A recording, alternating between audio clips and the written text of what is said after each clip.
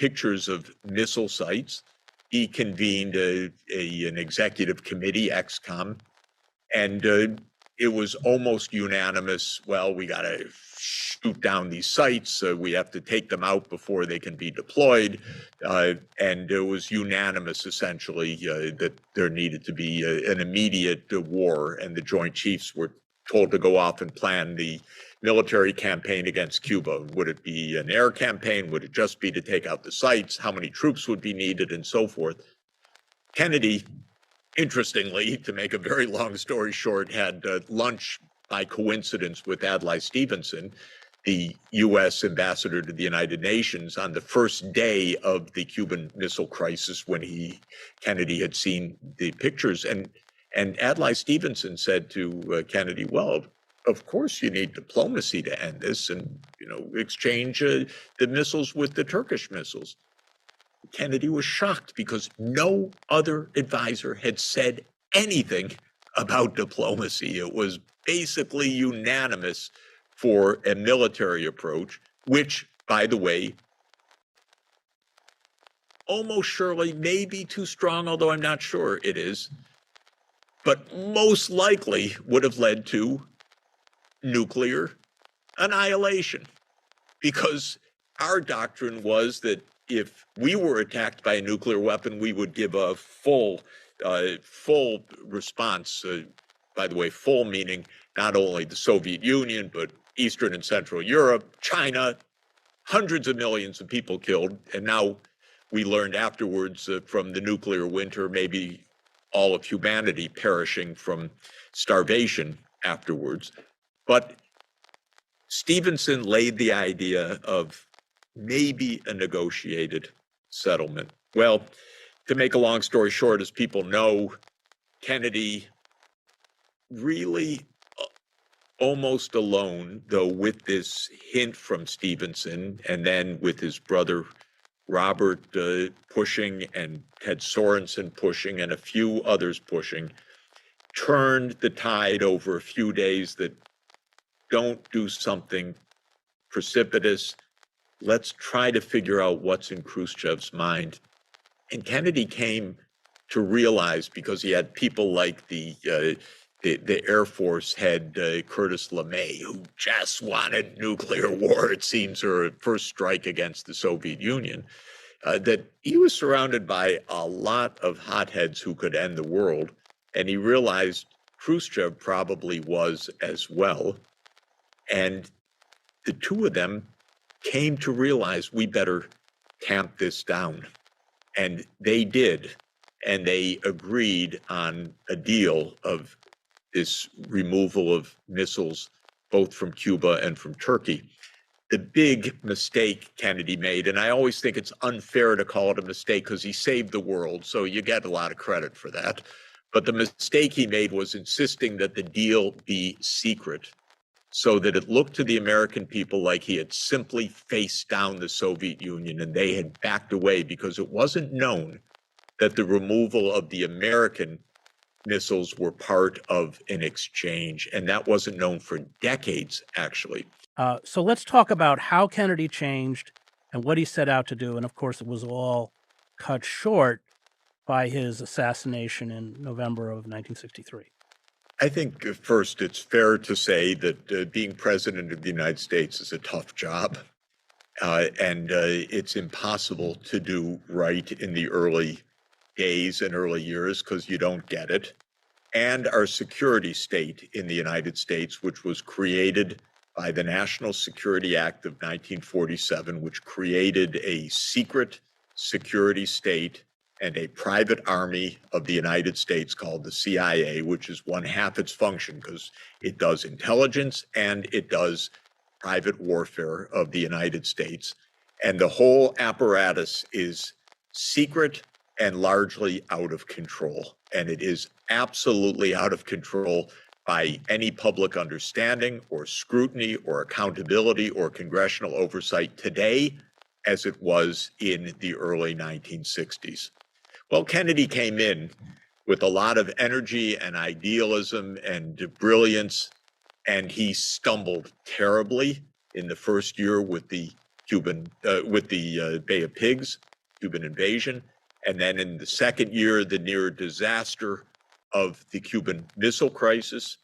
And my view is he had the potential for greatness at the beginning, and by his third year, he had become a magnificent politician and statesman of the first order, one of our truly great presidents. Not so much in the first 2 years, although the potential was there, but the growth that came through this set of trials was extraordinary. Already after the Bay of Pigs, Kennedy was so disturbed by the CIA that he was beside himself about how they had led the US and his administration and himself personally into this awful debacle. He didn't trust the CIA. After the Cuban Missile Crisis and after hearing people like Curtis LeMay even essentially calling Kennedy a traitor for not launching the war or a coward, and feeling all of this pressure for war, he was profoundly disturbed and profoundly moved and profoundly scared at how fragile the world was. And he was determined to do something in 1963. And let me just interject. He fired Dulles and he fired Bissell. So he actually took on the CIA establishment and triggered deep animus. And I want you, as you go on, to talk about this speech. But one of the things I found fascinating from your book is how few people he informed about what it was he was about to say. And so I want to make sure we talk about the content of what he said. So Kennedy wanted to say to the American people, peace is possible, even with the Soviet Union, even with the other side. And the whole content of the speech is they are human beings like we are. They want to live. They want to protect their children. They want to have a future.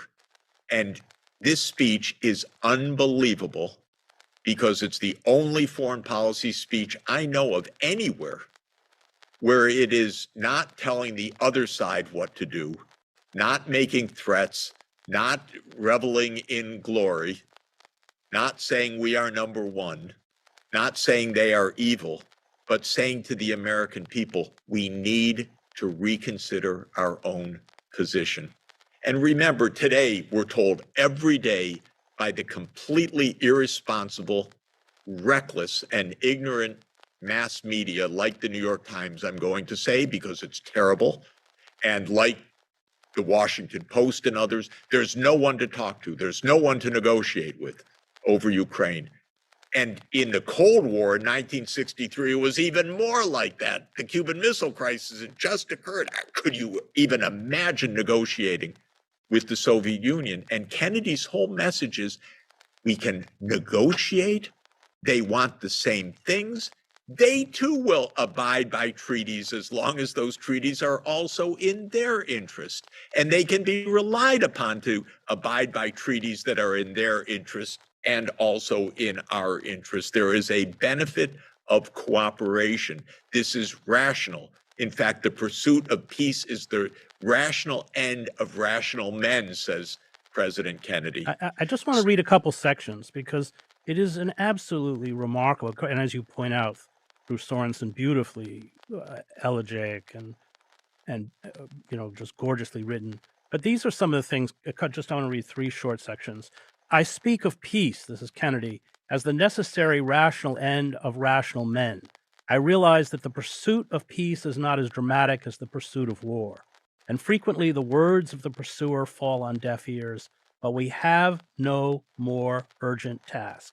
And then he says, so let us not be blind to our differences, but let us also direct attention to our common interests and to the means by which those differences can be resolved.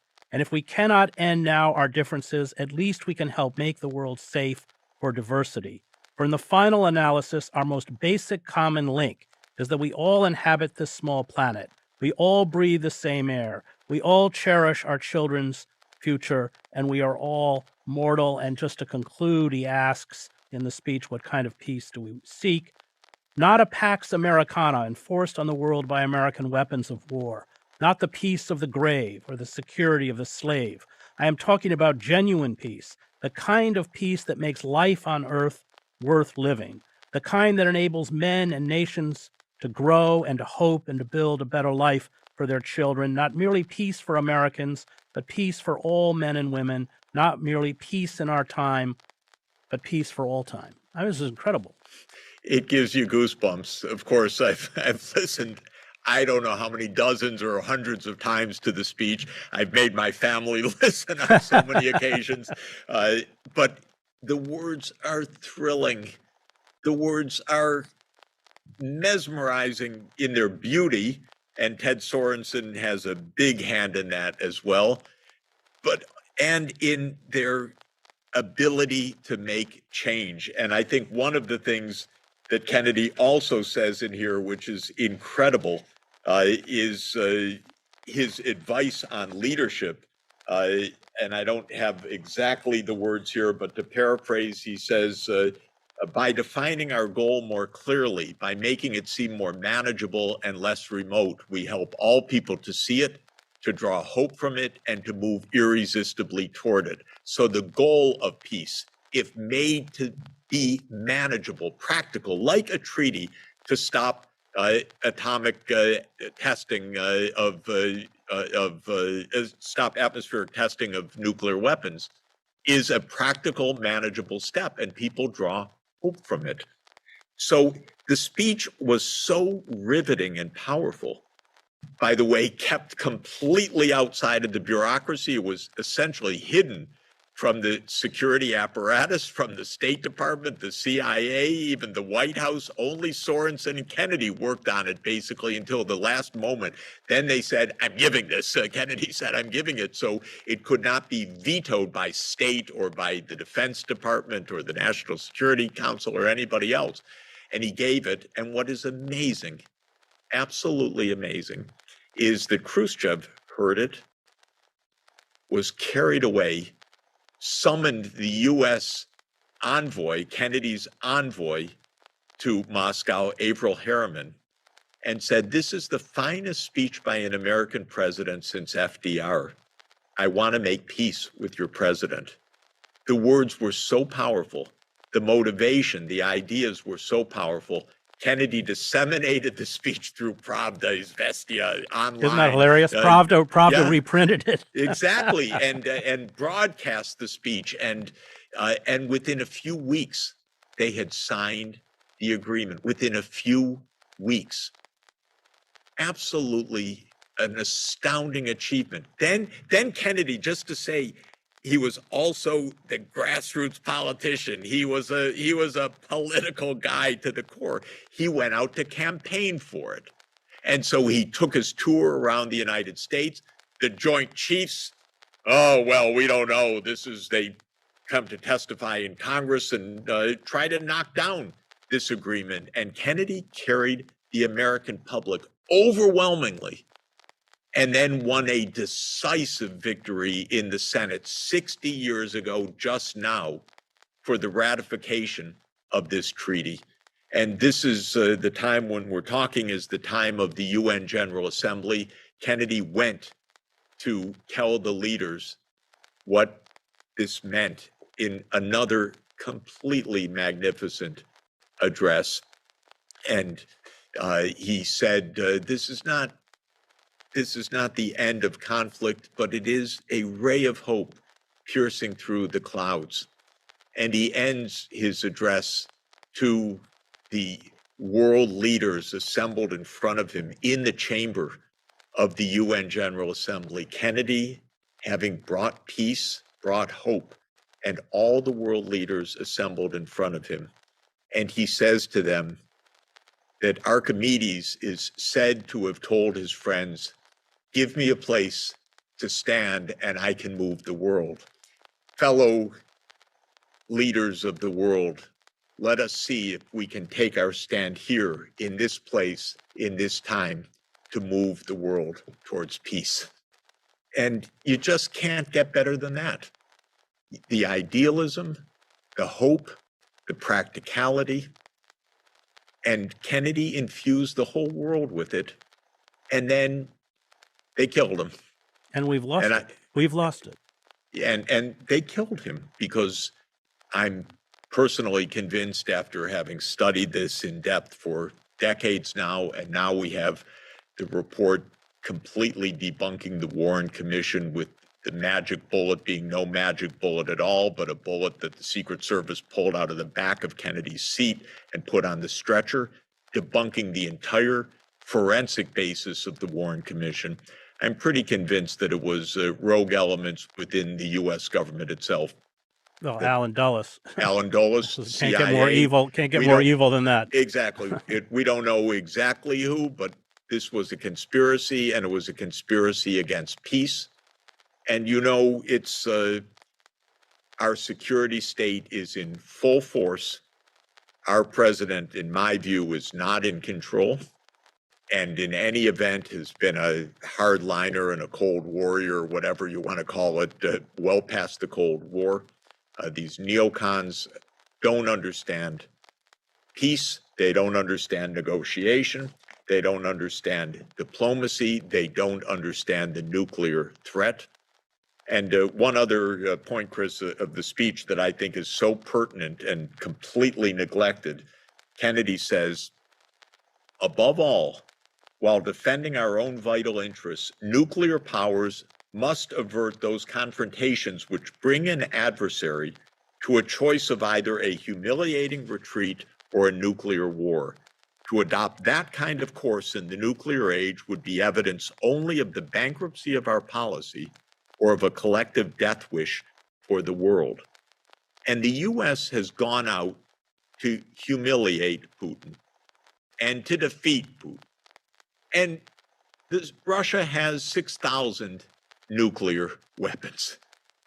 What are we doing? What are we thinking? Of course, I take it a little bit, even a step back. I think this is, I call it the war of NATO enlargement, because I think the entire war in Ukraine came because the United States so recklessly and imprudently kept pushing NATO enlargement.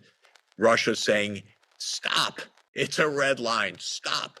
And then, not to Ukraine, for heaven's sake, not to Ukraine, our 2,300 kilometer border, not to surround us in the Black Sea. And the US is deaf to this. And then trying to humiliate Putin and doing exactly the opposite of what Kennedy said. And I take it seriously when Kennedy says in that remark about not pushing a nuclear power to a corner, he says, above all, as if that's the synthesis of what he's learned from the Cuban Missile Crisis. Above all, don't humiliate a nuclear adversary. And our people don't even know it. We don't have diplomats, and we don't have a president, in my view, that understands the job of keeping the foot on the brake. So it's a very dangerous time. It's so good to hear some wisdom coming from Europe, because unfortunately the dominant discourse in Europe is like the dominant discourse in the United States these days, which is war all the time.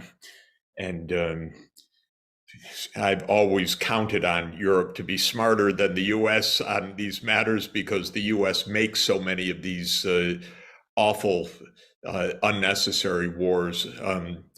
And I've been surprised and very alarmed and disappointed by the European leaders falling into line with the U.S. military-industrial complex. And Claire, thank you. It's just so good to hear your wonderful remarks. It's gotten very bad in Europe, as it has in the United States. Very hard to reach the mainstream because the media, the corporate media, have completely blocked out any honest accounting of how we got into the Ukraine war and what's happening and why it's a disaster. So it's very hard to even share basic facts right now. I know I was pretty frequently on just normal mainstream TV, but not these days, not in the last couple of years, because nobody wants to hear. And I begged the New York Times even for one editorial to tell the truth about this war. And I kind of badgered them into accepting something, and they accepted it. They edited it. They were getting ready to print it. And then they said, "Oh, I'm so sorry, Professor Sachs, we're not going to run it after all." So the fact of the matter is the corporate mainstream media is just completely saturated with the US government propaganda. So with that backdrop, here we are sharing some truth and sharing some thoughts together. I go back more than 30 years in Russia, Ukraine, US, European issues, because more than 30 years ago, I was trying to help President Gorbachev, and then trying to help President Yeltsin, and then trying to help President Kuchma, the first president of independent Ukraine, to overcome all of the huge difficulties that attended the collapse of the Soviet Union. The Soviet Union collapsed because it was a miserable system. It didn't work. And Gorbachev knew it, and he wanted a normal society with normal relations with the US, and he wanted a common European home, and I loved the man for it. And when he asked me to be on his advisory team, of course, I said yes. And I learned that the United States could not take yes for an answer. It could not accept the idea of just a normal, cooperative relationship with a reformed Soviet Union or with an independent Russia. The US wanted unipolarity. The US wanted dominance. The US wants its way on everything. It's crazy. We're 4.2% of the world. We don't and can't and shouldn't aspire to run the world. We should aspire to cooperate.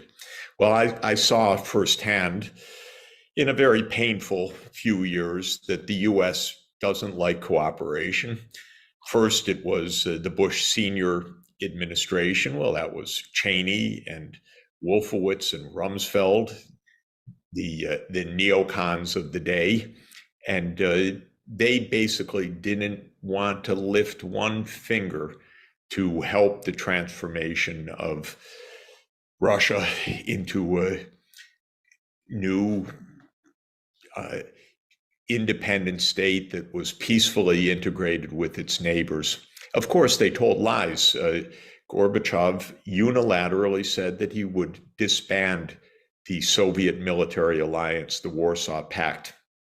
And James Baker III, our Secretary of State at the time, and Hans-Dietrich Genscher, the foreign minister of Germany, ran to Gorbachev. "If you do this, we will absolutely not take advantage of the Soviet Union. We will absolutely not move NATO into where the Warsaw Pact is right now. We will not move NATO 1 inch eastward."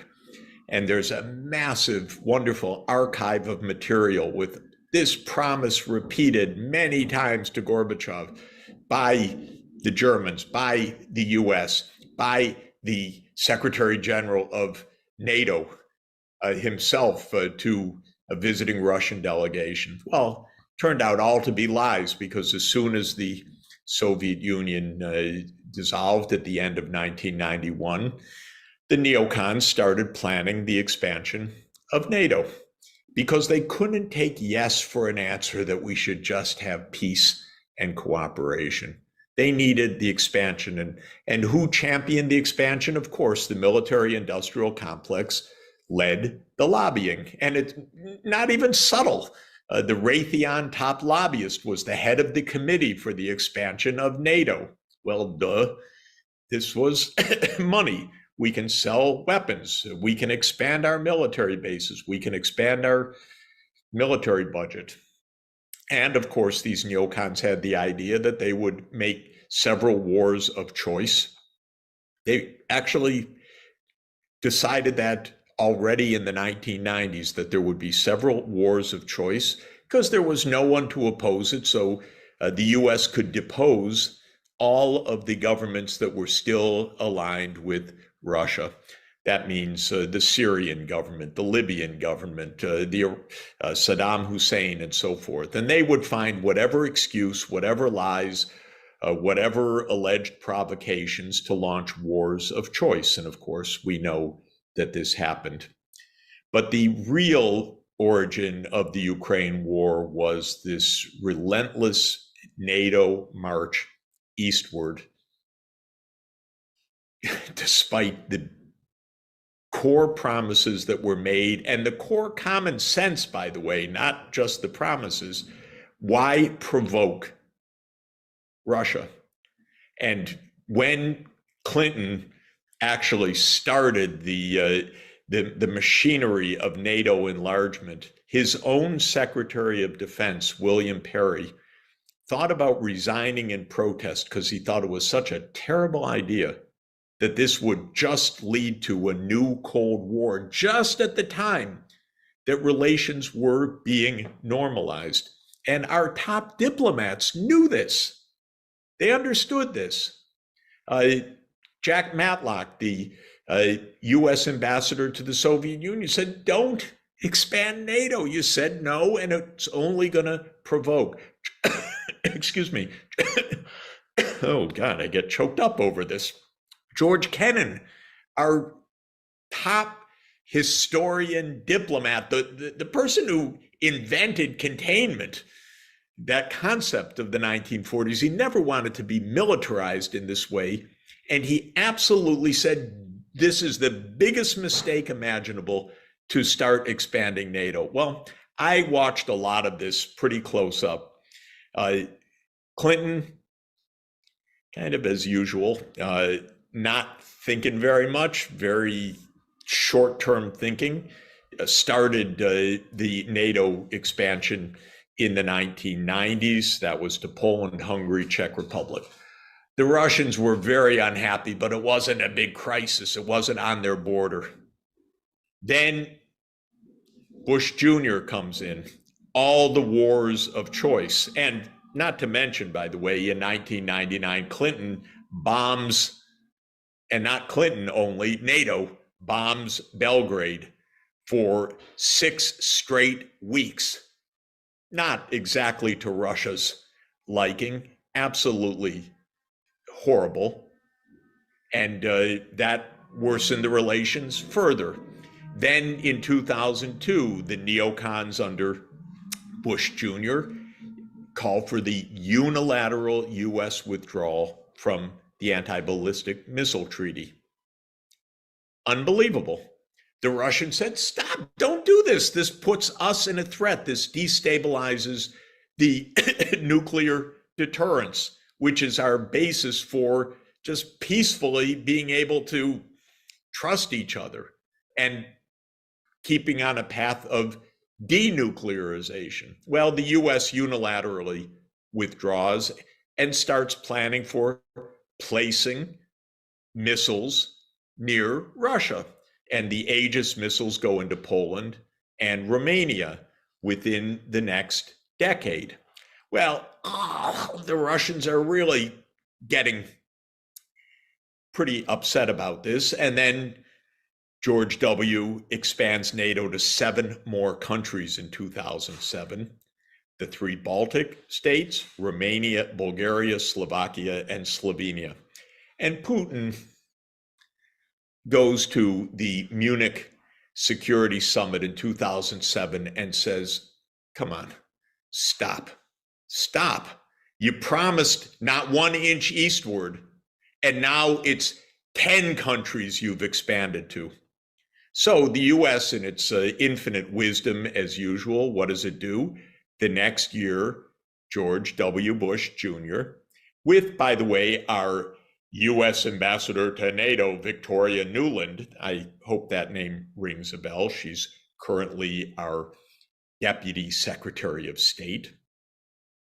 They call for NATO to enlarge further. And where? To the 2,000-kilometer border with Russia, Ukraine, and to Georgia. Georgia, not the state, Georgia, the country, on the eastern edge of the Black Sea. Look at a map, it ain't a North Atlantic country. But what it is a plan to surround Russia in the Black Sea. Because the idea was, and it was a very premeditated US idea, that with NATO enlargement, NATO would be in Ukraine, Romania, Bulgaria, Turkey, and Georgia, completely surrounding Russia in the Black Sea. And notably, Russia's naval base in Sevastopol. And that was the idea. That, by the way, was the same idea of Lord Palmerston in 1853. So it's not a very original idea. It was the whole basis of the first Crimean War. And so these neocons wanted to fight the second Crimean War. And of course, you could hear the cheers of Britain, which is imperialist nostalgia to the essence in its political class. Yes, yes, yes, we can surround Russia and the Black Sea just like Lord Palmerston wanted to do a century and a half earlier. Well, Putin says, do not do this. This could be incredibly destabilizing. But by the way, it wasn't just Putin who sent a secret memo back from Moscow to Washington to Condoleezza Rice. Well, of course, none other than Bill Burns. Bill Burns was then the US ambassador to Russia. But you may recall the name. He's currently our CIA director. And he sent a secret memo, because everything in the US government is secret, by the way. He sent a secret memo entitled Niet means Niet. And he explained something so basic, so obvious, that for Russia, this is an absolute hardcore bright red line. Do not go to Ukraine. And that it's not just Putin, it's the entire Russian society. They don't want the US military bases. They don't want Aegis missiles. They do not want to be crowded on their border by the US military. And it makes perfect sense because we wouldn't like it either. But, you know, American security state leaders who don't ask us Americans, they're a little hard of hearing. So, did you say red line? We didn't hear that. So, of course, Bush pushes through the commitment by NATO to expand to Ukraine and to Georgia. I know European leaders told me in 2008, what is your president doing? But Europe, you know, they're, I don't get it exactly, but they will not oppose the US in public. So they complained to me, but then they, in the end, signed on to Bush's crazy idea of expanding NATO to Ukraine and to Georgia. Now, there was one last safety valve to understand in this, and that is the Ukrainians did not want this. Ukraine is a divided society, ethnically Ukrainian, ethnically Russian. They didn't want this crowding. They knew that this would destabilize the situation. So the elected president, Viktor Yanukovych, said, we will be neutral. We will not alarm Russia. Also, we'll extend a lease in Crimea for the Sevastopol naval fleet until 2042. We want quiet. The United States neocons don't like quiet. They want just to get their way. So In the end of 2013, they helped stoke first protests against Yanukovych, and then the violent overthrow of Yanukovych in February 2014. And we know that Victoria Nuland and Jake Sullivan and Joe Biden all played a role in the violent overthrow of the Ukrainian president. That's just a fact. Now, so much is hidden from view that we don't know exactly time and date, but the Russians intercepted one of Victoria Nuland's phone calls and posted it on YouTube so everybody can listen to it, as she and the US ambassador to Ukraine, Jeffrey Piot, plot the next post-Yanukovych government several weeks before a violent storming of the government buildings in Kiev. That's what happened. That's when the war started. We overthrew the government that wanted stability. And in came a series of governments that were Russophobic and pro-NATO and at the American service. And Obama and Trump and Biden pumped in arms. Now, just to finalize how we came to this current utter tragedy and disaster. When Biden came in, I had hopes, okay, maybe something rational. No way. Biden doubled down on Ukraine becoming a NATO member, doubled down repeatedly in 2021, said NATO will enlarge to Ukraine. And on December 17th, 2021, Putin, really at wit's end, because he could not get the US to engage in diplomacy, put on the table, and you can find it on the internet, a draft US-Russia security agreement to avert a war. And at the time, the security agreement said, don't expand NATO, don't put your missiles close to our borders, and implement the Minsk II agreement, which is a United Nations Security Council-backed agreement for autonomy of the Russian-speaking regions in the east of Ukraine, which the Ukrainian nationalists blew off, and the United States said, yeah, don't worry about it. You don't have to follow through on a UN Security Council agreement. And Putin said, honor that agreement. Well, the basic story is, of course, the US refused to negotiate on these points. And on February 21st, 2022, there was a Russian Security Council meeting. You can find the minutes online again in the Russian government in English transcription or translation. President Putin calls on the foreign minister, Sergei Lavrov.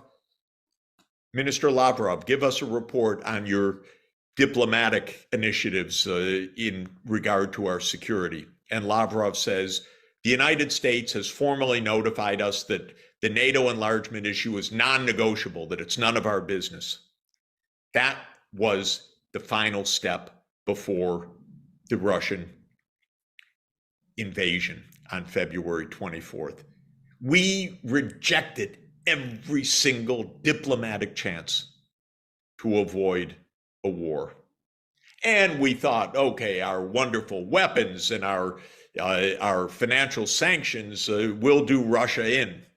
And by the way, you know, I've been observing these kinds of things for 40 years. I wrote an article, it was, I think in June actually, so it was a couple months after this, saying that these neocon ploys are doomed to fail. The sanctions aren't going to kill the Russian economy. The wonder weapons are not going to defeat Russia and so forth. So obvious if you've seen this particular show repeatedly, as we have, all the promises of our generals and the military industrial complex and all the rest, wrong again and again and again. But what we did do was trap Ukraine in a devastating war between the US and Russia. So we provide the weapons, we provide, and I'll put it in quotation marks, the intelligence, because it's not very intelligent intelligence. And we tell them run to the front lines. And tens of thousands of Ukrainians have died just in recent weeks because of this. An absolutely predictable bloodbath. And when the Ukrainians tried to negotiate with the Russians in March 2022, just after the start of the invasion, the US stopped the negotiations. And when the chairman of the Joint Chiefs of Staff, General Milley, said last fall, maybe this is the time to negotiate, the chairman of the Joint Chiefs of Staff, who steps up? Secretary Nuland, the endless neocon. Doesn't matter whether she's working for Cheney, whether she's working for Hillary, whether she's working for Biden, she's the perpetual neocon. She says, no, the time's not right for negotiations. What is the subtext of that? Well, a lot more Ukrainians have to die. And that's where we are right now. And this administration doesn't know what to do because all its great plans backfired, but Biden doesn't want to look weak. He's, facing an election next year. So as usual, they just tell the Ukrainians, just keep running into the Russian lines. Just keep dying. It is the cliche, fight to the last Ukrainian.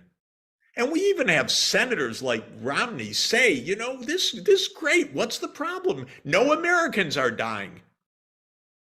I'm paraphrasing, but that's basically what Romney says and what a lot of American leaders are saying. Yeah, we could put in $100 billion. What is that among friends in the military industrial complex? Of course, it means a lot to Americans who might care about their sustenance. But what they really think is, yeah, if the Ukrainians are ready to die for this, it weakens Russia and so forth. And that's where we are till now. So my conclusion, we could have avoided this war entirely. We could have avoided loss of territory. We could have avoided everything because there was no demand for any of this until the US pushed and pushed and pushed and is tone deaf, can't hear anyone else, doesn't believe anyone has red lines except the United States, and is on the path to do the same thing with Taiwan right now. And that's the war talk. So we're not out of this by any means. We're still in the midst of this neocon-dominated American foreign policy. It's what Kissinger famously said, to be a foe of the United States is dangerous, but to be a friend is fatal. So we embrace our friends like Ukraine to the point of their destruction. And now we're angling or threatening or escalating in our tensions with China for a war over Taiwan. I was just in Taiwan a couple of weeks ago. What a wonderful and beautiful place, and very successful. And we are stoking a crisis by feeding it with armaments. So sorry to have talked so long, but thank you for being the voices for peace and sanity and rationality in this country. Biden's asked for another 20 plus billion. This is our moment to say, stop it already. Your reelection, actually, Mr. Biden, doesn't count compared to the lives you are wasting, the tens of thousands who will die because you don't want an embarrassment on your watch. It's not going to help your campaign to be in a war next year. Nobody wants this in the United States. We don't like this. This is dangerous. This is unnecessary. We don't support you, Mr. President, in this. So stop now. It'll be a lot worse in your campaign. The whole concept that you have to look tough and strong for your 2024 reelection is a nonsense, and it's profoundly immoral. So we need to raise our voice now. I think more and more congressmen and senators are getting the idea that while they don't ask us our opinions in the United States about these issues, because it's not really about what Americans think, it's about what the military industrial complex demands, we don't like it one bit. The Republicans. Okay, then she stays, and then she's the point person for the U.S. role in the overthrow of the Ukraine government in February 2014 that starts this war, because people need to remember, just get on a website and look at it. Even they're admitting it. This war didn't start in 2022 with Russia's invasion. This war started in 2014 with the violent overthrow of the Ukraine government. And go listen to Nuland on tape several weeks before the overthrow, talking about who the next government would be in Ukraine. She's already plotting this with the U.S. ambassador to Ukraine, Jeffrey Piot, on a phone call that was intercepted. It's unbelievable. She was then Assistant Secretary of State for European Affairs. Now she's Undersecretary of State for Political Affairs. So she's that deep state, the one that transcends the political parties, that shows this is not Democrats and Republicans. This goes back to Cheney, to Bush. This goes to Obama administration. This goes right up to Biden. Come on. What is this? And we've known all along. Our own diplomats, William Burns, who in 2008 was the U.S. ambassador to Russia, cabled home, and people can find it online because it was covered by WikiLeaks. They can find William Burns' email cable that says, my God, if we push NATO enlargement, this is absolutely a Russian red line. And the Russians have explained, don't do this, why this is so dangerous. And Nuland, okay, close your eyes, just go ahead, everything will be fine. And not everything's fine. Now we're in the middle of one war and at risk of another war, and nothing is fine. Nothing is fine. I want to ask you, back at the debt, on the topic of the debt, there are those, Jeffrey Sachs, who say, you know what, we don't have to worry about the debt, so-called debt crisis, because our dollar is not backed by gold. We can just keep printing dollars. This is, I think, modern monetary theory. We can afford whatever we want. What would you say to them? Well, it's technically right. What you do, technically, the Treasury borrows from the open market, and then the Federal Reserve buys that debt from the bondholder, puts money into the economy, and takes the debt back onto the books of the Fed. So it's no longer owed to the public. The debt is now owed to another unit of the government. But what happens is the money supply has gone up. So it is printing money to finance the war. The problem with that is that, again, you can do it to an extent, but if you do it too much, you get inflation. And in 2021 and 2022, we had a blowout of the money supply. I've been a monetary economist for 43 years, I mentioned, international. I never saw it. In fact, it never happened before, such a large increase of the money supply.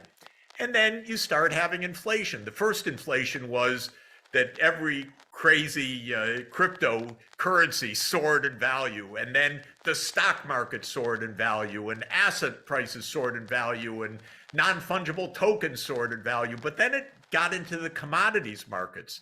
Now it's getting into the real, you go to the grocery store, it's into the real economy.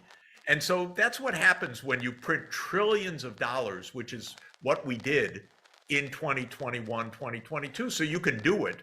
It's just that you have consequences when you do it. Don't do it and think you're going to get away with it just completely printing money. Lots of governments have tried that for actually a couple millennia. It's called debasing the currency. And you can do it for a little while, but after a while, you better pay your bills. That's the basic point. Thank you. For those of you who just tuned in, I'm Marcy Winograd for Code Pink Radio. I am with the distinguished Jeffrey Sachs, economist, public policy analyst, who's been doing this for decades, talking about this debt crisis of anywhere from $24 trillion to $31 trillion, and the betrayal of House Speaker Kevin McCarthy, who promised that he would not deliver a blank check for military spending. And yet, all talk of cutting the military budget has suddenly evaporated during this period in which he is negotiating with President Biden and demanding cuts in Social Security and Medicare, food stamps, and so forth. Jeffrey Sachs. I wish we heard Biden saying, well, at least we'll cut the military budget. I'm not hearing that either. Neither of them. No. Now, Jeffrey Sachs, let's say you're in the White House. You're in the Oval Office. Hard to believe. I'm going to put you there right now. And you're meeting maybe with House Speaker Kevin McCarthy and the Minority Leader Hakeem Jeffries, and you say, look, this is out of control. This debt we have. We need to cut the military budget, slash it. What are you going to cut in that budget? First thing I'm going to say, God, we thought we were going to bluff Putin and so forth, and just NATO enlargement was going to go on, and he called the bluff, and now we're in this ridiculous, horrible, tragic, destructive, expensive war. We're going to tell him, okay, no NATO enlargement, you go home. In other words, we're going to negotiate the end of this, which started with these provocations of overthrowing a neutral government and overthrowing the sanity of not moving NATO right up to a nearly 2,000-kilometer border with Russia and all that. So I would stop the war through negotiation. That would be the first thing. We'd save a lot of money. Second, I would say, look, we just had the accounting by SIPRI, which is the Stockholm Institute that keeps track of who spends what on the military. The United States is spending more than the next 10 countries combined. And I'm talking about China among those countries. We're spending 3 times China's military spending. We're spending more than the next 10 countries combined. Let's get this under control. Then I would point out that we have 800 military bases abroad. China, 1 or 2, depending on how you count, maybe a small one in Djibouti, maybe 1 or 2 others. We have 800. Okay, we don't need 800 for our security. It's not adding to our security, it's adding to our debt enormously. So let's get this under control. Let's take out an Excel spreadsheet also and do this right. Real numbers, not gimmicks. Let's see what we need to do in taxes, because God, there's so many loopholes here that it's unbelievable. But at the same time, let's stop waste on the, not just waste, tragic spending on the military industrial complex, because that is where we have wasted so much of our money. Yes, and when we create, I don't like that word, it has a positive connotation, but when we produce, or the military contractors who are really making a killing off of killing, when they produce new weapon systems, these systems emit tremendous greenhouse gases. So there is that connection, and too often we see environmentalists and peace activists operating in silos. And at Code Pink, we have a War is Not Green campaign because we think it's essential that we integrate these campaigns, because the military is a driver of the climate crisis. The Pentagon is the single largest global institutional emitter of greenhouse gases, consumer of oil and fossil fuels, and too much of that is under the radar. So let's talk about it. Now, let's also talk about what we're doing at Code Pink. Great. This week and next week. We have grassroots activists on the Hill, on Capitol Hill, Medea Benjamin, Olivia DiNucci, who many people met when she disrupted. Well, she's disrupted a few times those powers that be that insist on all of this never-ending spending for the military, including Joe Biden. So anyway, they're going to be on Capitol Hill with others, visiting key lawmakers' offices and saying, look, this is our petition. Code Pink is a partner in the Peace in Ukraine Coalition, which represents over 100 organizations. We have a petition calling on Biden, Putin, and Zelensky to support a ceasefire and peace negotiations now. And I thank you, Jeffrey Sachs, because you are one of the prominent signers of that petition, along with others such as Noam Chomsky, Daniel Ellsberg, Dr. Cornel West, Anne Wright, Jack Matlock, the former ambassador to the Soviet Union, even Roger Waters, the co-founder of Pink Floyd, has signed that, as well as Dennis Kucinich, one of my heroes, who was in Congress for many years and a great peace champion. So we are taking this ceasefire petition not only to offices on Capitol Hill, but also fanning out across the country to deliver it to congressional offices, along with a full-page ad that ran in the New York Times last week. Thank you very much, Eisenhower Media Network. And this ad said, let the United States be a force for peace in the world instead of, well, I'm adding this now, instead of a force for war and destruction. There are those, however, Jeffrey Sachs, you know, there are those who disagree with this call for a ceasefire. They think it's controversial. They say, no, we cannot have a ceasefire because then Russia, Putin would end up with this annexed territory in the Donbass and in Crimea. Whether that was an annexation or reunification is certainly up for debate. What would you say to them? I think it's really important to get to negotiations and to understand the roots of this war. This war came because we kept pushing NATO. And at the end of 2021, Putin put on the table, actually, you want to avoid war, here is a draft Russia-US security treaty. And it had several points, the most important of which is stop the NATO expansion. And you know what the White House said? No way we're going to talk to Russia about NATO expansion. That's our business. It has nothing to do with Russia. Of course it has to do with Russia. We're about to put NATO right up against the Russian border. And so this was calamitously misguided foreign policy in the United States. And it's not just me saying it. The leading American diplomats have been saying this for decades now. Don't do this. George Kennan, William Burns, who's our CIA director right now, warned about this in 2008. And William Perry, who was our Clinton's Secretary of Defense, nearly resigned over Clinton deciding to enlarge NATO because Perry was saying, don't, we're going to start another Cold War with Russia. So it's possible to negotiate. But it's actually been, strangely enough, the United States that has absolutely rejected diplomacy. Americans probably couldn't believe that, but it's actually true. And it's at least two recent occasions. One is at the end of 2021, when Putin was putting a diplomatic initiative on the table. And we said, no, we're not going to talk about it. NATO enlargements, none of your business. That's what we told the Russians. And then at the start of the invasion, just a couple weeks after the invasion, Zelensky said, all right, okay, we could think about neutrality. We should negotiate. Now, I know what happened there because I've spoken to people that were deeply involved in this.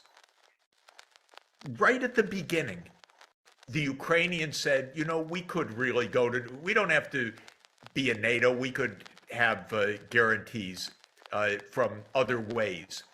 And the Russians said, okay, let's talk. And the Turkish diplomats said, we'll mediate. And so real mediation started. And actually, the former prime minister of Israel, Naftali Bennett, got into the act as an informal mediator.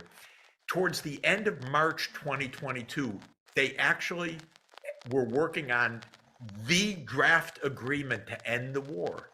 I'm talking about more than a year ago. And the United States said no. The United States said no diplomacy. Nobody questioned that in the mainstream media here, because when's the last time you read in the New York Times a real understanding of this war. It doesn't exist in the New York Times. They just want you to follow what the US government says. And so if the US government says it's all Russia, they don't want to negotiate, okay, then the New York Times will say it's all Russia, they don't want to negotiate. But for those of us who are there watching, seeing, talking, it's so different. We could negotiate this till today, and we're not even trying. And we're not trying because Victoria Nuland doesn't want to try. Every time this issue of negotiation comes up, she says, no, it's not the time. And actually, when General Milley said, this is the time for negotiation, it was the Undersecretary of State that said about the chairman of the Joint Chiefs of Staff, no, he's wrong. This is not the time to negotiate. Come on, let's get serious. Well, Seymour Hersh's account and then discuss it.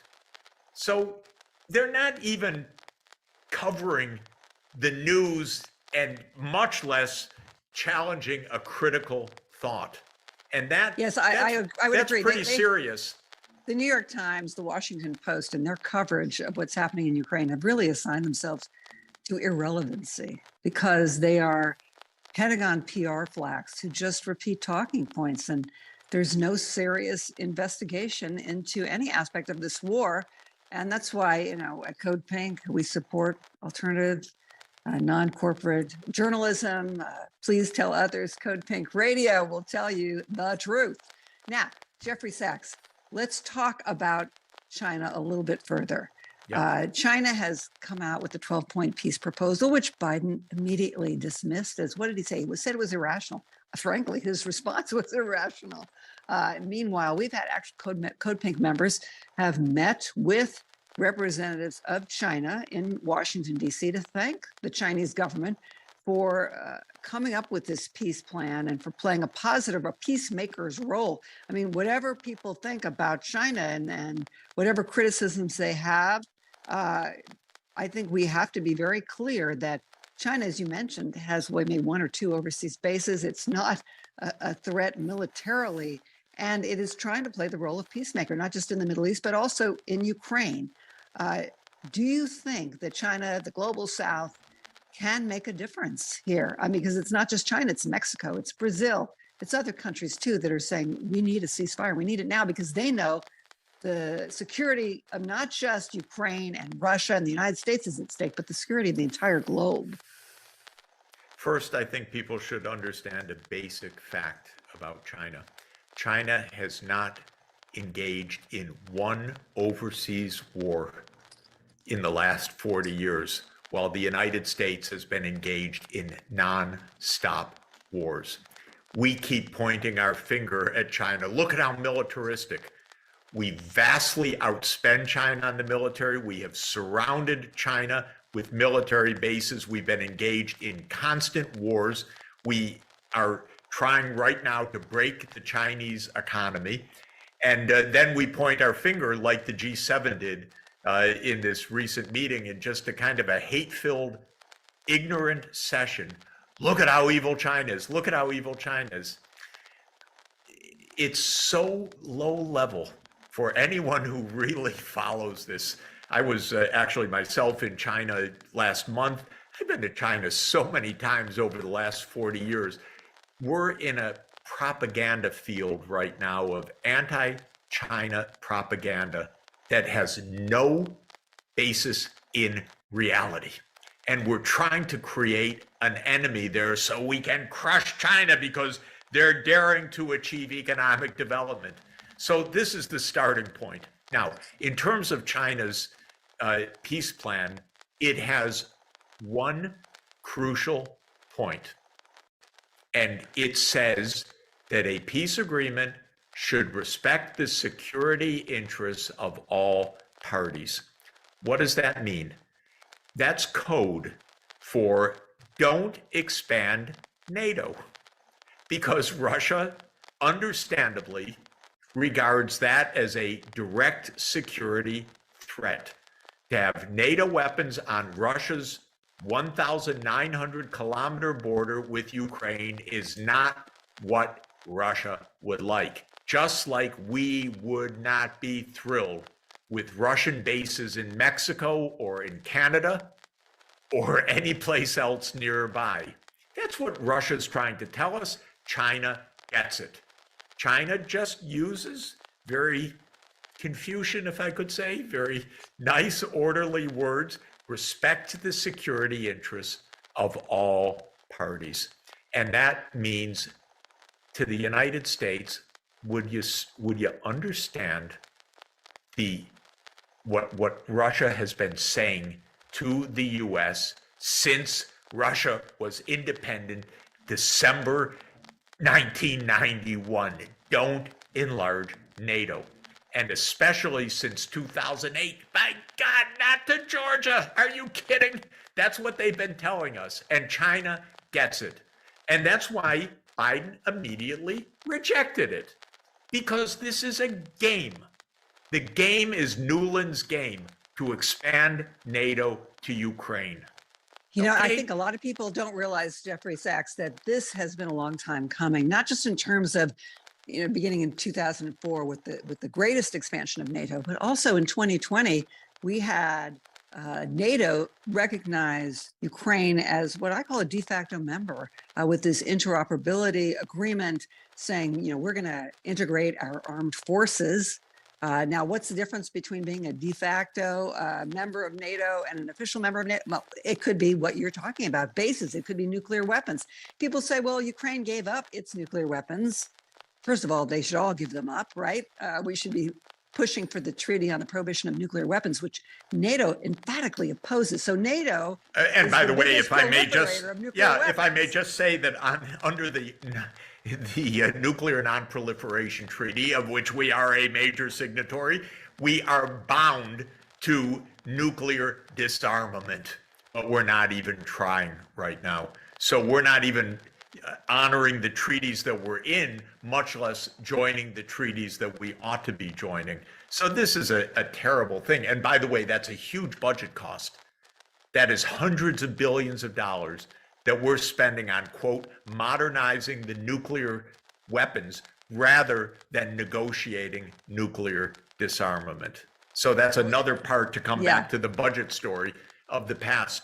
But this story of NATO goes back actually to the early 1990s. I spoke with a wonderful historian recently who told me that in documents that he is reviewing, he hasn't published yet, Ukraine was already on a list for NATO enlargement in 1992. Now, that's, years before Putin's anywhere around on this. This is a plan that goes back to the neocons with Cheney and Wolfowitz and Rumsfeld in the Bush administration. So this goes back, and now, interestingly, if you look up, it's a fascinating article. Zbig Brzezinski in 1997 in Foreign Affairs magazine. Mind you, this is before Putin's president by years. In 1997, Zbig Brzezinski spells out the timeline for expanding NATO to Ukraine. And he says almost exactly the sequence as it actually happened, because what he was writing in 1997 was not just his ideas, he was writing what was already in the works inside the government. So this is a story that goes back 25 years at least, and it's been hidden from the American people. And they thought they'd get it on a bluff. The real idea of the United States was, what's Putin going to do? We're going to expand NATO, and what's he going to do? And he's going to complain, and we're going to say it's none of your business, and we're going to expand. And that was really their idea. Then Yanukovych got in the way. Yanukovych, president of Ukraine, who said, no, I don't want Ukraine to be in NATO. That's very dangerous. We'll be neutral. Well, the U.S. helped get rid of him. So this is a long, long story. None of it told honestly to the American people. And then if you say it now that this had something to do with the war, try to get it published in the New York Times. You can't. Jeffrey, people say, I've heard this over and over again, and they quote different people, unnamed people, I won't give them the credit here. They say, look, the reason why Putin has not invaded Poland, let's say, is because Poland is a member of NATO. So Ukraine needs this protection. If Ukraine were a member, an official, not just a de facto or interoperability member of NATO, then Putin never would have invaded. That's possible. But you know what? The way we did it, we virtually guaranteed a war. Period. In other words, to say, okay, Ukraine, yeah, you're going to join NATO, and the Russians are saying against our border, no. And then letting, as this occurred, they said, you keep pushing this, we're going to have war. And the war started in 2014 because the safety for Ukraine was when Ukraine was saying, we don't even want it. Stop. Don't get us into the middle of this war between the two of you. So the fact of the matter is this: NATO enlargement was completely unnecessary and provocative all the way back to the 1990s. And then we saw in 2019, but just Ukraine to say, embedded in its constitution this vow to join NATO. Just to say, even the first round, which was Poland, Hungary, and the Czech Republic, the Russians hated it, but it didn't cause a war. That's far from their borders.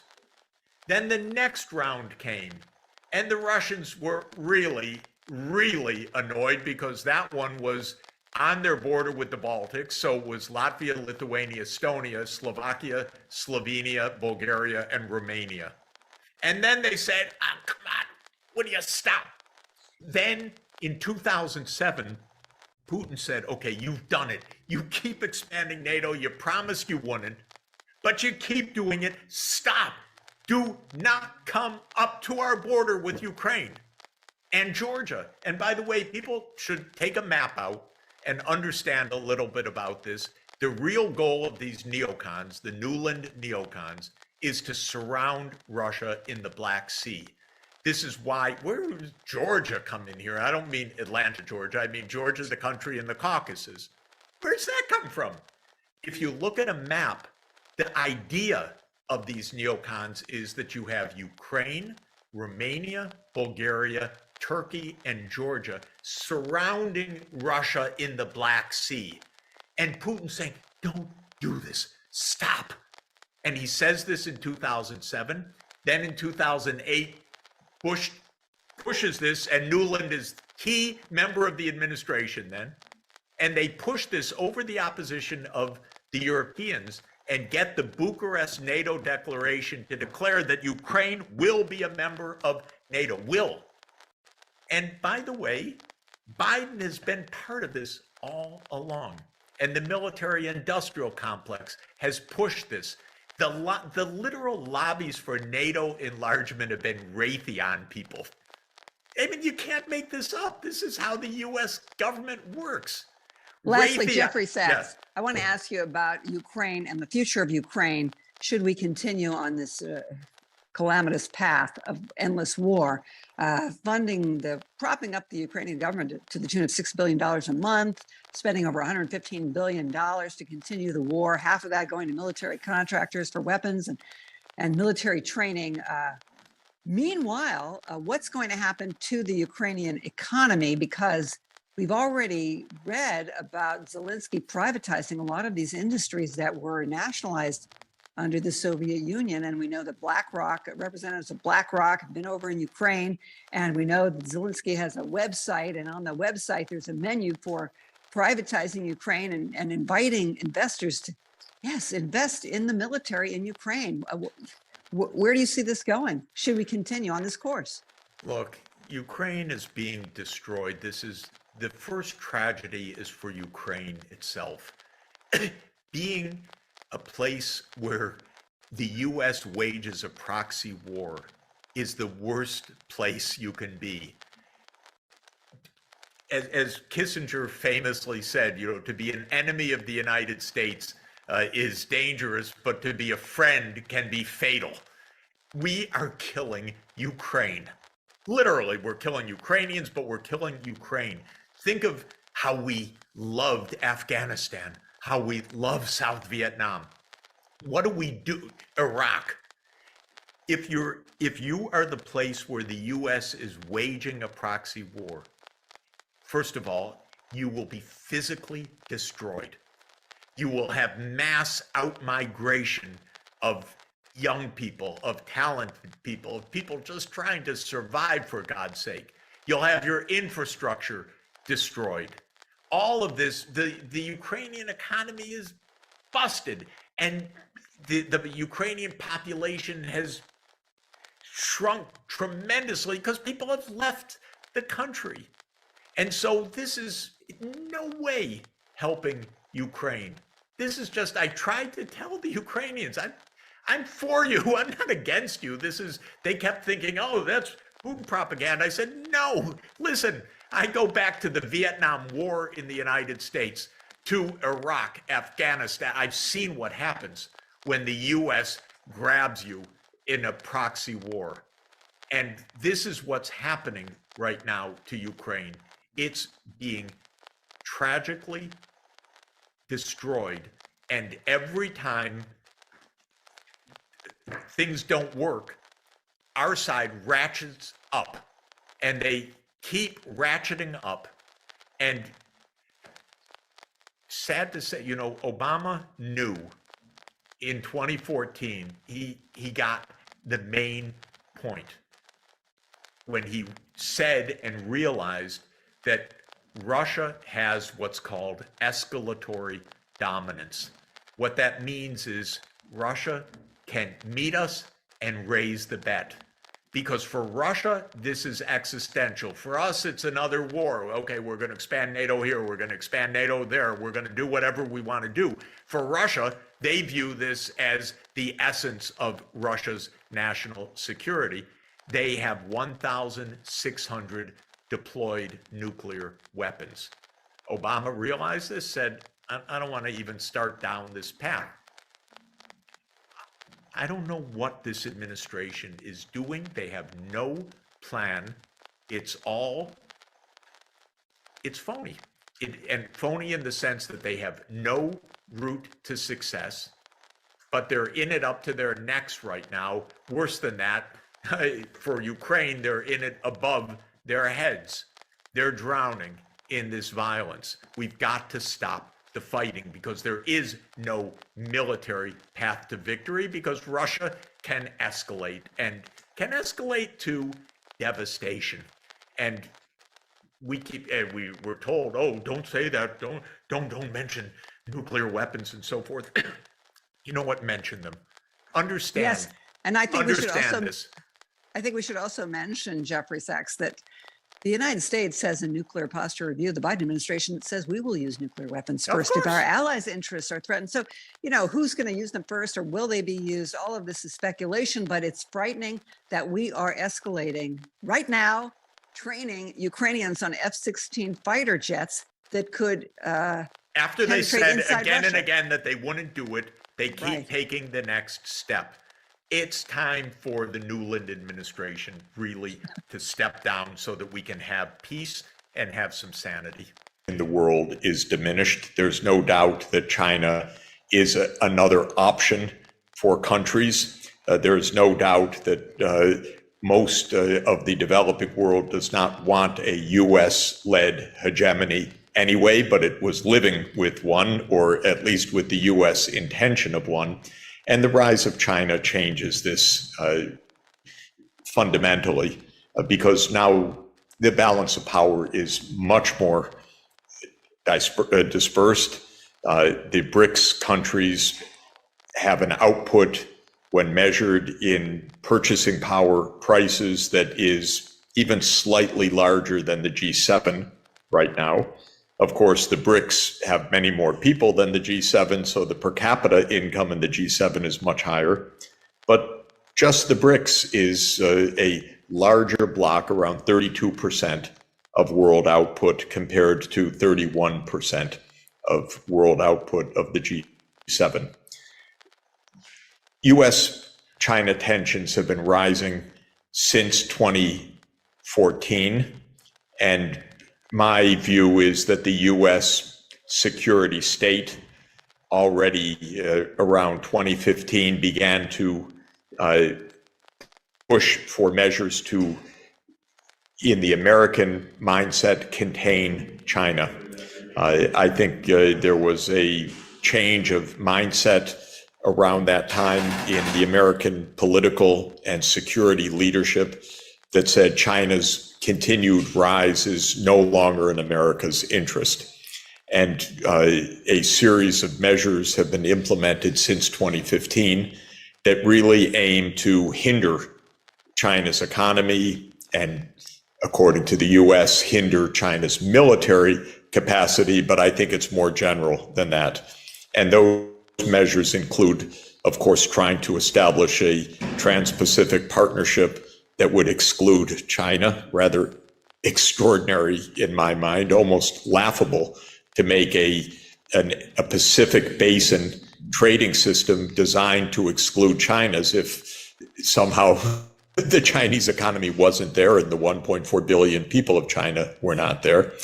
Of course, the US is constructing new alliances like AUKUS, the Australia, UK, US grouping to base nuclear submarines in Australia, ostensibly to police the South China Sea. The US has imposed technology barriers on China, financial barriers on China. The US has targeted leading Chinese enterprises like Huawei and ZTE. The US is going after TikTok, and now it's going after the cloud services of Alibaba and other major tech companies in China. So why is it doing this? In my view, it is mainly a misguided and a dangerous approach to try to maintain US predominance over China. I think that it is both wrongly directed and almost sure to fail because China is a very successful society and successful economy with a lot of dynamism, with a lot of scientific and research capacity, with a lot of friends around the world.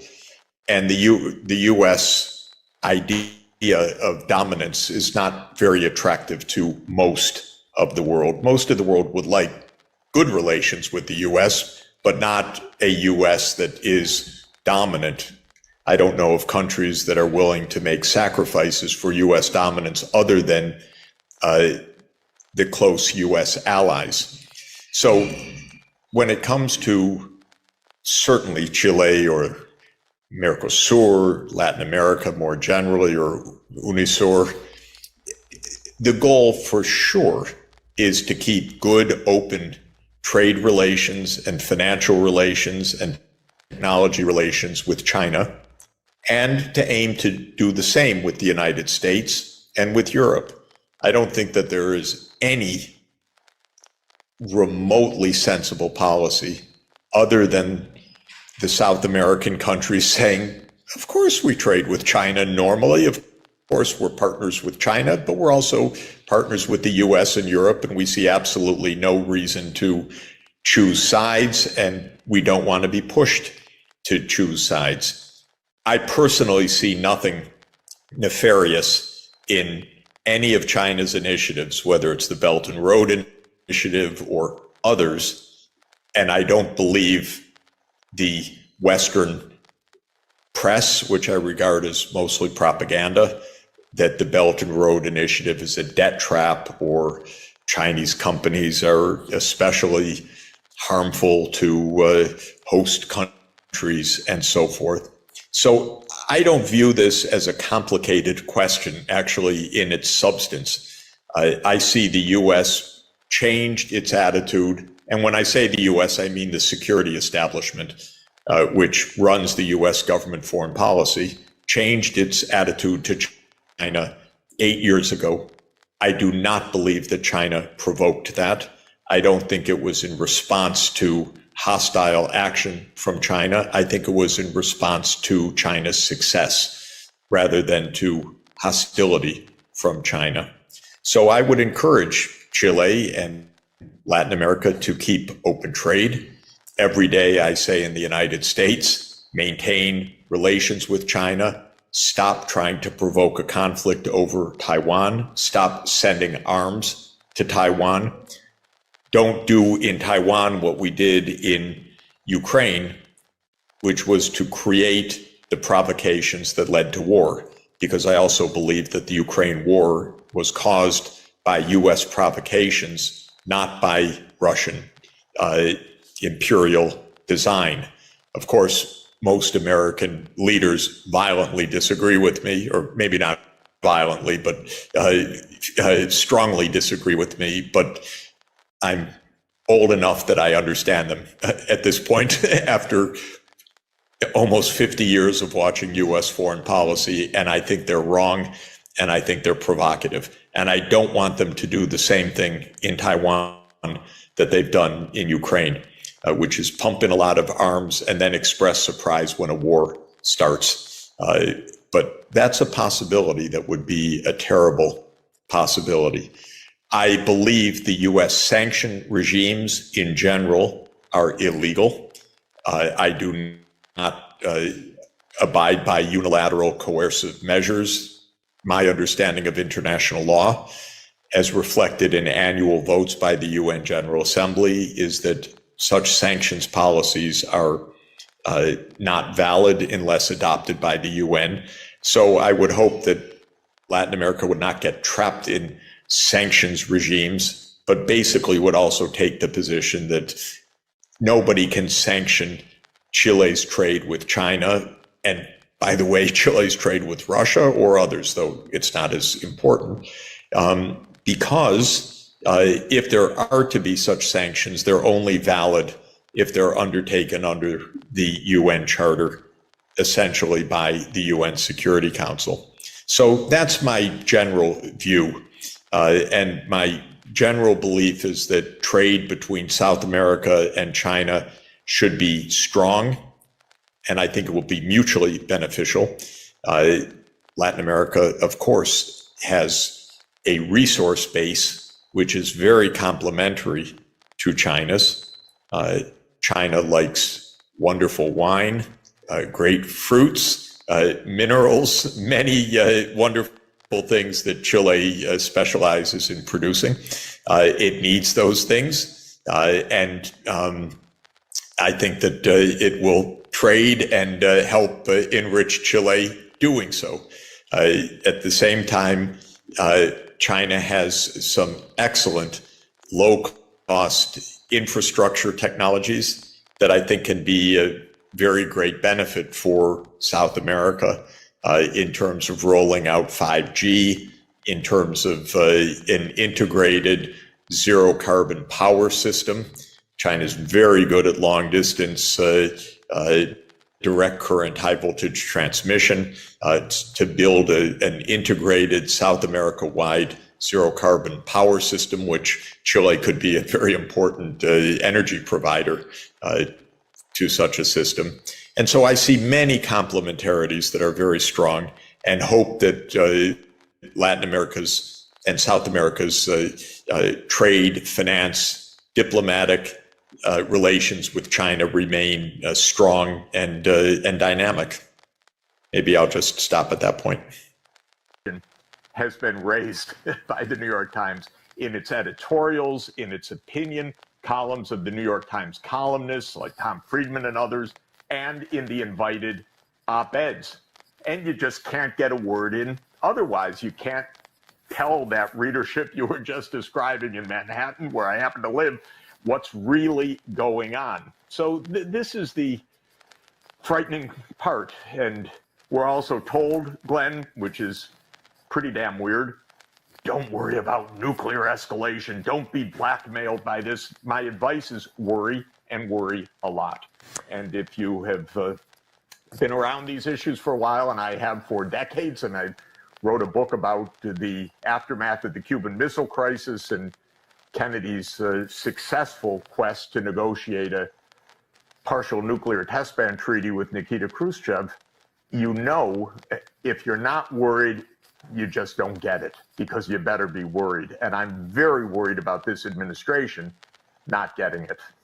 You know, it was such a staple of Cold War culture, Cold War policy, that avoiding nuclear war was the single greatest priority as we were going around the world with these proxy conflicts against the Soviet Union. We managed never to directly engage them militarily.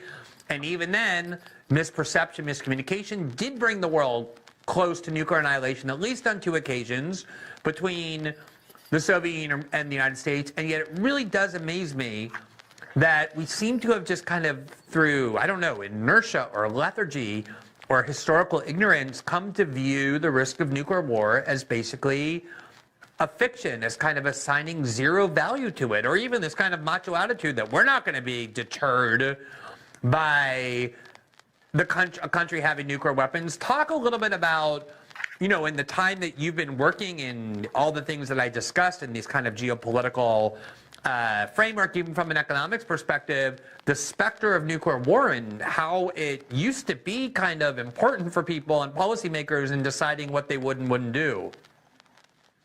You know, there was one moment when Biden was caught on tape saying, you know, we're on a path to Armageddon. This is, I think it was the fall of 2022. 2021, if I remember. No, 2022. 2022. Sorry, I'm sorry, 2022. Excuse me. And you know, he was excoriated by the press the next day, rather than anybody reflecting. Oh my God, the president of the United States is saying this. He was excoriated. How dare he say this? You know, he let a tiny glimmer of the truth in. And then, of course, the whole idea was shut that up. Don't talk about that.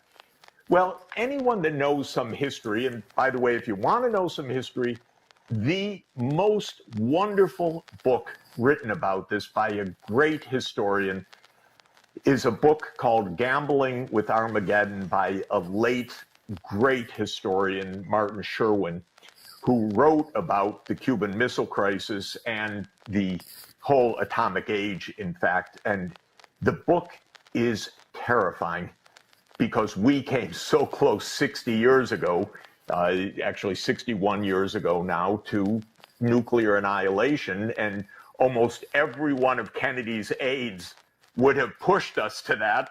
We fortunately had a president who had the sense to avoid the ultimate disaster, but almost none of his aides had that sense. And what Sherwin recalls, and what we've learned from Dan Ellsberg and from so many others, is how close we've come and how easy it is to come close, because there's so many stupid people in our government. Believe me, this is something I can tell you absolutely. People who don't think, who are extraordinarily lacking in basic common sense, who believe that power is the only coin of the realm, who believe you really do have to be tough on whatever it is, and nuclear war will see them down.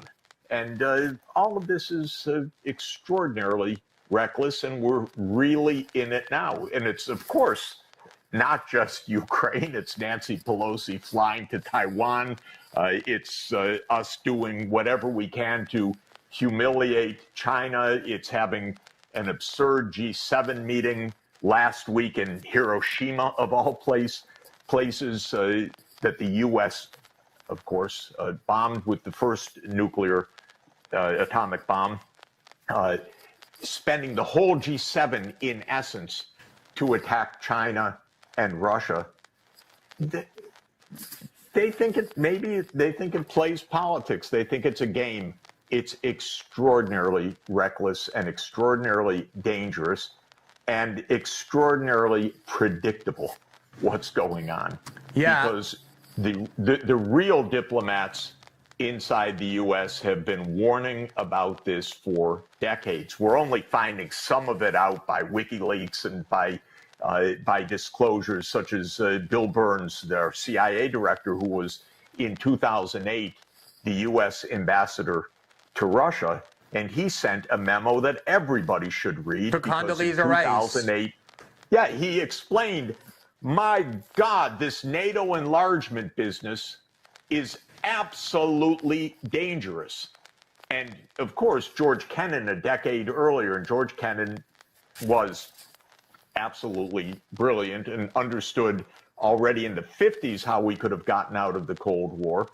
But certainly in 1997, he wrote an op-ed in the New York Times when they still ran such op-eds, that this whole NATO enlargement business was absolutely reckless. And what's interesting, when Kennan was writing that in 1997, I hadn't actually realized it until I went back and saw a reference to an article in Foreign Affairs by Zbigniew Brzezinski that I didn't remember, writing in 1997, laying out almost the precise timetable for how we were going to incorporate Ukraine into NATO. Now, this is years before Putin's president. This is when we're not having any war with Russia. People tell me, oh, yeah, well, they have to be in NATO. Look at Putin, madman. But this is well before, and Brzezinski lays out basically to the year the sequence of how it's going to be the first row of countries, which was Hungary, Poland, Czech Republic. Then it's going to be the next row. Then Ukraine by 2005 to 2010, he writes, they're going to have their invitation. It turned out to be 2008. Our ambassador to NATO in 2008 was none other than Victoria Nuland. If you want to know what deep state means, she's been in every administration. She's been almost every night. Except when Trump was elected. That's the only way apparently to get her out of the government. Except Trump. Yeah. So she was Cheney's advisor. She was ambassador to NATO when we asked Ukraine to come in. She was the point person on the U.S. engagement in the violent overthrow of Viktor Yanukovych in February 2014, which started the war in Ukraine. And she is now promoted for all of this, bringing us ever closer to disaster. And by the way, putting Ukraine in the classic place in a proxy war guaranteed to destroy that country, which is exactly what it's doing. The thing that struck me so much about that Bill Burns memo in 2008, when he was warning Condoleezza Rice and others in the Bush administration about the insanity of this plan, was he said, it isn't just Putin. You go and talk to every single person of influence in Moscow, even Putin's liberal critics, and it's all, for every last one of them, a huge red line to be mucking around in Ukraine for the West, in part because of the history of the 20th century. And that's what I wanted to ask you. You gave this interview in February of 2023 with Isaac Chadner of The New Yorker, who has become this hero to the liberal establishment because of these adversarial interviews he purportedly does. A lot of it is based on how transcripts get edited, how much he gets to say, how much the guest gets to say. I've done a couple of those with him, so I know firsthand. One of the points what a low life approach to journalism. Completely. I mean, mine I felt ended up being pretty fair, but I've seen him done incredible hatchet jobs with others, including yours, because one of the points you kept trying to make was that the premises of his questions, embedded in them, they were almost like, when did you stop beating your wife questions, were so misguided because he was distorting the history of the conflict, in part by thinking the war began either in 2022 or even in 2014 with Crimea, and you kept pointing it out, actually the start of the war is 2013 with this change of government that he was shocked you called a coup, or even before with NATO expansion, even before it got to Ukraine. So talk about those parts of the history that the New York Times, the New Yorker editors didn't allow you to have included in that article, and why you think that history is so important to understanding how we're being propagandized about the conflict now. Well, it's a little amazing to be the New Yorker of all places. Okay, maybe I shouldn't say of all places, but Remnick's New Yorker is absolutely neocon, beginning to end. The New York Times is completely neocon.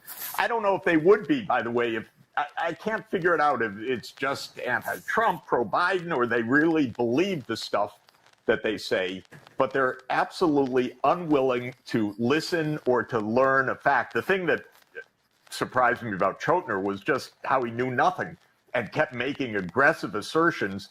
And when you tried to say something, it was just snark. So it was a really weird, weird experience. Well, he's playing to that Not audience one. that loves it. Like, you know, they assume all of his assumptions that he's getting from the New York Times.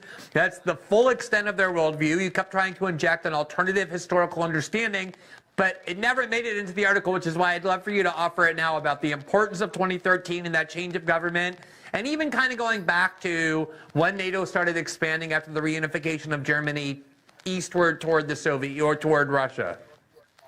Well, you know, I posted a piece on Common Dreams, which people can take a look at to get a lot of the hyperlinks and a lot of the underlying data and evidence. But this story really goes back 34 years. It goes back to 1989, 1990. The U.S. and Germany were both very clear to Gorbachev, who was a godsend for the world, by the way, because he really was a man of peace. And I was profoundly honored to try to help him on the economic side, though the White House was having none of it at the time. But in any event, Gorbachev believed in peace, and he unilaterally disbanded the Warsaw Pact, which was the Soviet side NATO. And Baker and Hans-Dietrich Genscher, the German foreign minister, repeated time and again to Gorbachev, and in many, many different forms, and so did the NATO Secretary General and others, we will not move NATO 1 inch eastward. We won't do it. Now, I spoke to a wonderful historian who is working on this right now, who tells me that in the archives he's come across in 1992, not only the plans for NATO expansion, but Ukraine already on the list for NATO expansion in 1992, when supposedly in the public there is no such thing as NATO expansion at all. But remember 1992, that was Cheney, Wolfowitz, and Rumsfeld in the Bush senior administration. I thought, what could be worse? Well, we kept learning things can get worse. Right. Even and in the Democratic Party, the love affair with the so-called liberal hegemony. I don't know what the liberal part is, but I know what the hegemony part is. That has been Nuland's thing, and of course her husband Robert Kagan's thing for decades. This has been underway since the early 1990s. Now, the Russians have been saying, and Gorbachev said, don't move eastward. We want peace. We want openness. I was actually advisor to Gorbachev. I was economic advisor to Yeltsin. I was economic advisor to Leonid Kuchma, first president of independent Ukraine. I've seen all of these people. You know what they wanted? They wanted normal life. They wanted to stop the Cold War. They did not want crazy things. They wanted normalcy. And we wouldn't give it. What we said, normalcy, yeah, that's U.S. hegemony. That's U.S. indispensable power. That's U.S. we do what we want anywhere we want when we want it. And that has been the story all along. And frankly, I couldn't imagine it at the time because I was watching with my own eyes as a young guy. Suddenly, the world had a chance for peace. And peace didn't mean U.S. global hegemony. Peace meant normal cooperation, but we couldn't accept the deal of just being normal and cooperative. We had to say, now we lead on everything. And that's been the story since the beginning. Now, there are many steps to it. Clinton was the first violator of the promises, and Clinton's so inconsistent on everything, but this is one of the things he was inconsistent on. So the first NATO expansion took place under Clinton, and that was Hungary, Poland, Czech Republic.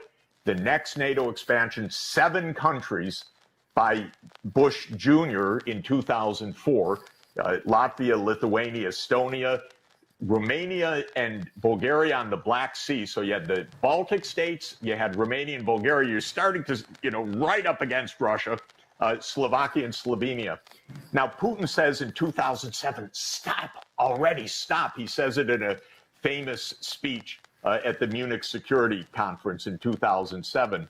We don't listen at all. 2008, Bush says NATO is going to enlarge to Ukraine. The European leaders, by the way, were aghast.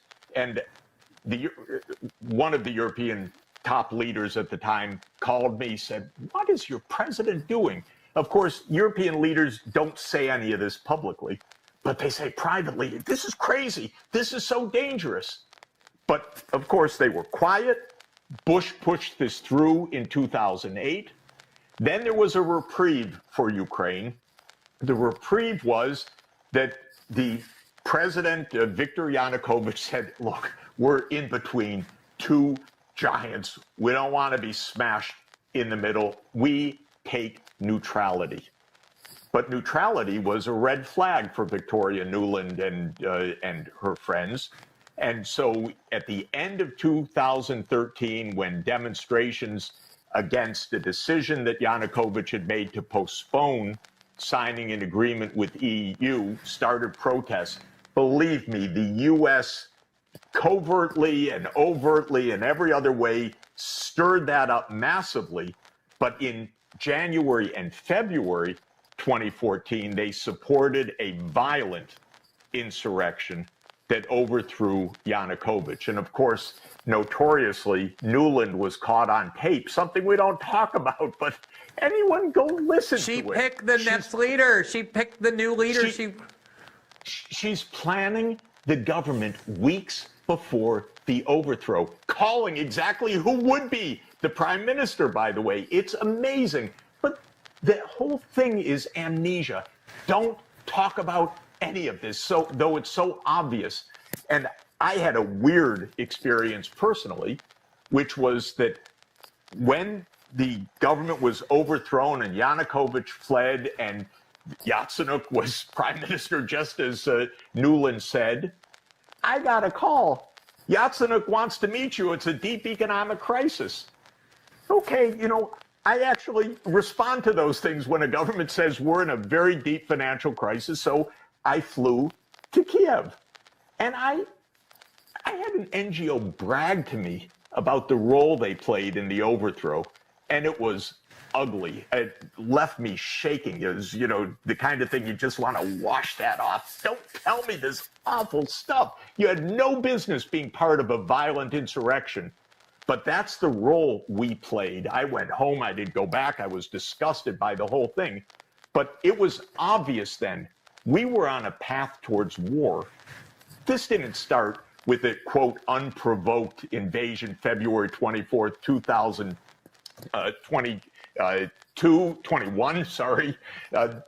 22, excuse me. This started in February 2014, and it started with the U.S. participation in a coup.